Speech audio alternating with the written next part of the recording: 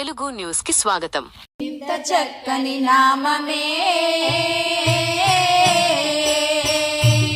శ్రీరామ నామము, ఎంత శుభమానందమే.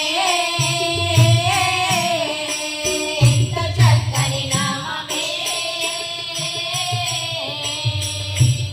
శ్రీరామ నామము, ఎంత శుభమానందమే.